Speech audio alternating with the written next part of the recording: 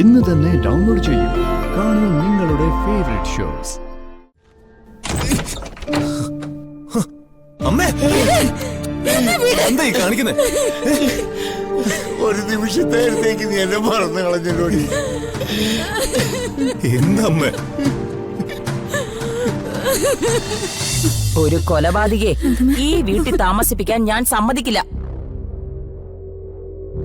കൊലയും കൊള്ളിവെപ്പും അക്രമവും തട്ടിപ്പും ഒക്കെ നടത്തുന്നത് നിങ്ങളാണ്.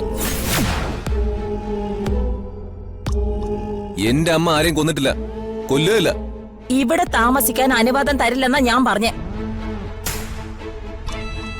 ഇതൊക്കെ പറയാൻ നിങ്ങൾക്ക് എന്താ അവകാശം? പാൽക്കാരി അംബിക, കൂടുതൽ ആളായാലേ നിങ്ങളെ വലിച്ചു പിടിച്ച് പുറത്താക്കും ഞാൻ.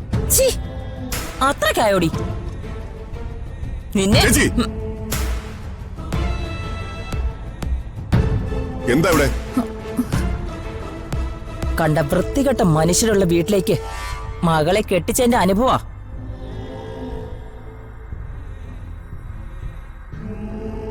എന്താ ഇവിടെ പ്രശ്നമെന്ന്? ഏട്ടാ, രാധമ്മയുടെ മാനസികാവസ്ഥ ഏട്ടനറിയാലോ. അതുകൊണ്ട് ഇപ്പൊ ഒരു വീട്ടിലേക്ക് പോകണ്ട, 1-2 ദിവസം ഇവിടെ താമസിച്ചിട്ട് പോയാൽ മതിയെന്ന് യാമിനി പറഞ്ഞു. അതിന് ഇവര് പറയാ ഇത് മന്ത്രിയുടെ വീടാ, നെഗറ്റീവ് ഇമേജ് ഉള്ളവര് ഇവിടെ താമസിക്കാൻ പറ്റില്ലെന്ന്. അതിന് വഴക്കെന്തിനാ എന്റെ ചോദ്യം. അപ്പോ ഈ സ്ത്രീ പറഞ്ഞത് ന്യായമാണെന്നാണോ അച്ഛൻ പറയുന്നത്? മര്യാദയ്ക്ക് സംസാരിക്ക. ഈ നിൽക്കുന്ന എന്റെ ചേച്ചിയാ.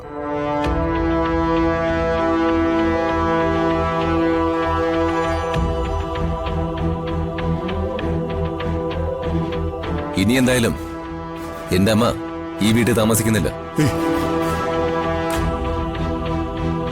കണ്ട വൃത്തികെട്ടവരുടെ കാട്ടും തുപ്പും കേട്ട് ഈ വീട്ടിൽ അന്തി ഉറങ്ങേണ്ട ആവശ്യം രാജുവിന്റെ അമ്മ രാധമ്മയ്ക്കില്ല.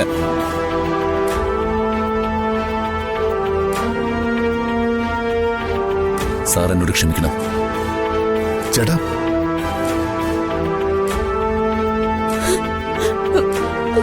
അമ്മ വാ. അച്ഛാ,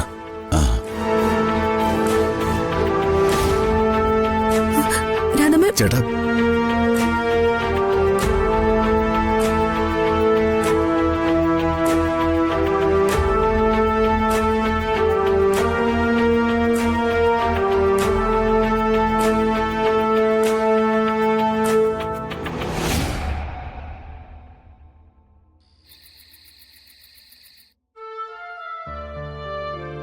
നോക്കിയേ എടേ, നിന്റെ മനസ്സ് ഒരു കടല് പോലെ തിളയ്ക്കുന്നുണ്ടെന്ന് എനിക്ക് നന്നായിട്ടറിയാം.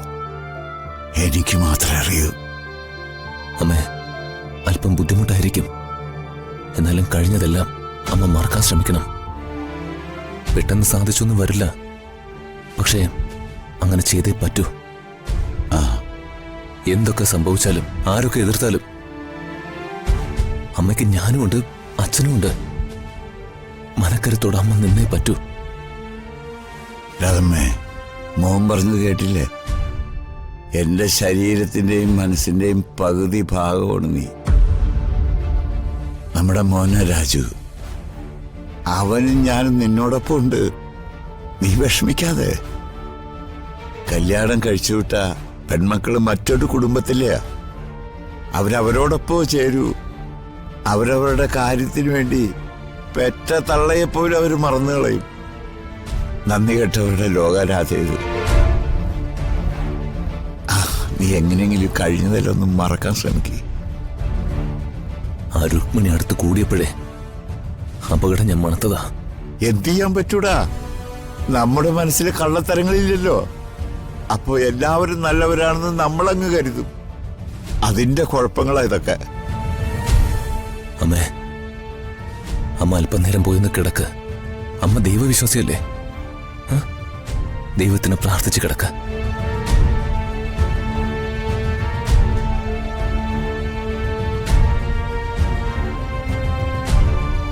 പോയി കിടക്കമ്മേ.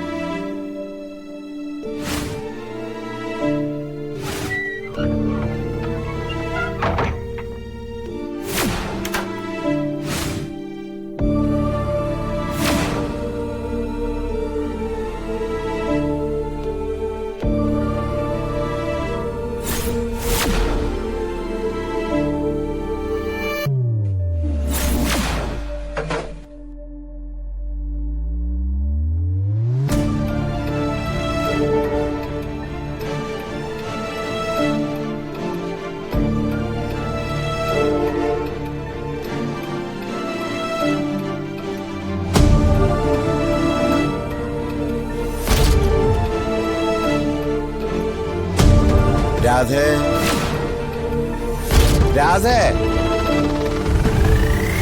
എടി രാധേ രാധേ കഥകു തുറക്കാൻ എടി കഥകു തുറക്കണി എന്താച്ചാ വാതിൽ തുറക്കണ അവള് അമ്മേ രാധേ അമ്മേ എടി അമ്മേ രാധേ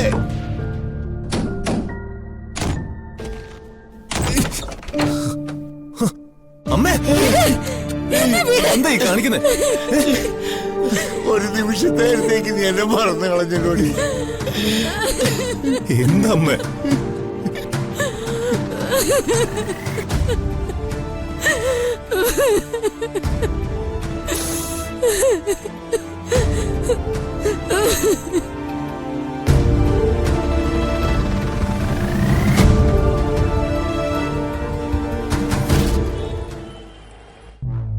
ആ രാജുവിന് കുറച്ച് വിളച്ചിൽ കൂടുതലാ.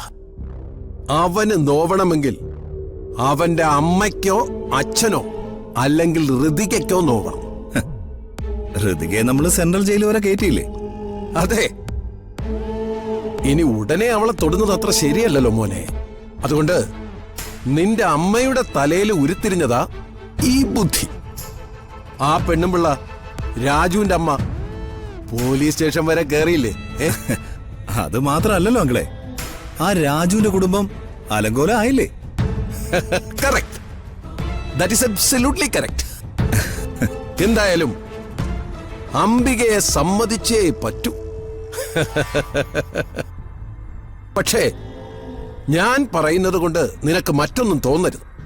നിന്റെ അമ്മയാണെങ്കിലും ആരുടെ അമ്മയാണെങ്കിലും ഞാൻ പറയാനുള്ളത് പറയും. അല്ല, എന്താ അങ്കിളെ അങ്കിളിന് പറയാനുള്ളത്? നിന്റെ അമ്മയ്ക്ക് ആരോടും ആത്മാർത്ഥതയില്ല. മകനായ നിന്നോട് പോലും അവർക്കുള്ളിൽ തട്ടി സ്നേഹമില്ല.